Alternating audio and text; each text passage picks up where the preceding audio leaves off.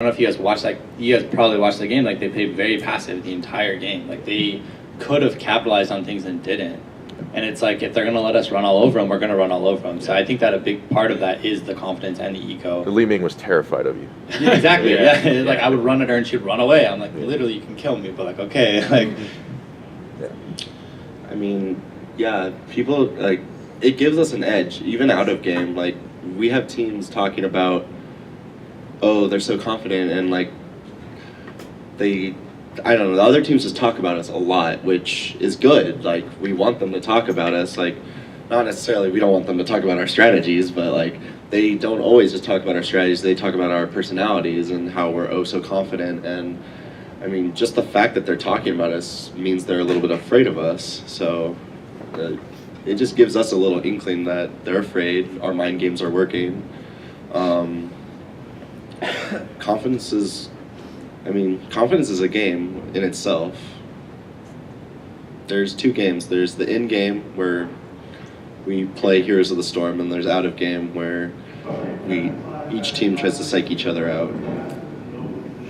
And I think we're winning in both aspects. Anything else? Do you guys ever think that the reputation for the ego that you display has an impact on that kind of aura of toxicity that's in esports in general? No, I mean, toxicity is like, you don't know the other player, you're just telling him, like, go kill yourself or something. I mean, like, that's what happens in game, that's what, like, toxic players do. I'm not that person, I'm just saying, like, an example. But when you know the other person, like, your opponents, like, you've been friends with them, you've known them before, it's kind of like a fun, like, game. It's not really, like, I'm not saying, like, I hate that player, I'm just saying, like, in tournament, I want to 3-0 them, but I like the player outside of the game, or in the game, they're my opponent right now. are you asking if, like, from like a fan's perspective we look toxic? Or do you mean like from like the in-game player's perspective, like the other pro players we're playing against? From a fan perspective. From a fan perspective? I mean, I think a little trash talk is good. I think people enjoy like a little bit of drama and like a little bit of trash talk and like stories to get involved in. And I don't think we've, like from my outlook of like the fans I've heard, I don't think we've crossed the line going into toxic. It's more of just like confident and competitive. Does that make sense? Like there's a difference between competitive and toxic in my opinion. Like toxic I think is when it gets like really personal. I think competitive when it's like it's all to win, which like is what it should be. I'm pretty sure a lot of the fans, if not all of the fans, know it's not in poor taste. We're not insulting the other players by any means. Like, yeah, we are, but not on a personal level or anything. I'm pretty sure the fans understand that we don't hate everybody here, because we don't. We love everybody here. They're all great guys. I mean, it's sports talk. It's esports talk. I mean, we're here to win, and we want them to lose. That's how it works. Kind of piggybacking off what Shot said, I feel like this role was somewhat thrust upon us.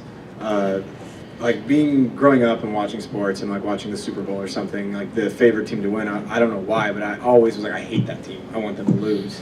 And I don't know if that's how everybody is, but the underdog, who doesn't love an underdog story? So I think we kind of fell into this role of, like someone said yesterday, we're like the Disney villain, or like the Cobra Kai from Karate Kid. So, and it's like, well, it's easy to dislike the team that it is favored to win. And like we're hugging all these guys, we know these guys, we don't dislike them, and it just kind of turned into something, and coincidentally we have kind of taken that angle, and like, yeah, okay, well, we'll take it, like cocky shirt, I guess. If we're the villains in this if we're the villains in this Disney story, there is no happy ending. See, we adopted that. We have embraced it. Last question. So having come so far again and making it to this point and being so cocky or confident, depending on how you look at it, is there concern that you go out there and you lose again? I mean, that's always a realistic possibility. Like, you can't ever be 100% sure about anything. So the whole point is, like, you put all these practice hours and all this work so that you ensure that that percentage goes up to 99.99, but you can't always be for sure. I'm pretty sure the main difference between this year's team and last year's team didn't practice as much. Am I right, Michael? We didn't like practice at all. Okay, and they didn't lose up until the Final Four, and that threw them through a loop. They're like, oh wow, we are not untouchable. We lost plenty of times in practice, in online tournaments that we participated in. We know how to lose. So, I mean, yeah. Know how to win after we lose.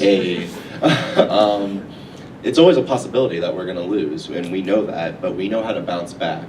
So that's the main difference between this year and last year. We're prepared to lose a couple games, but we're not going to try to lose a couple games, that's for sure. Any predictions on the series score? 3-0. Good, okay.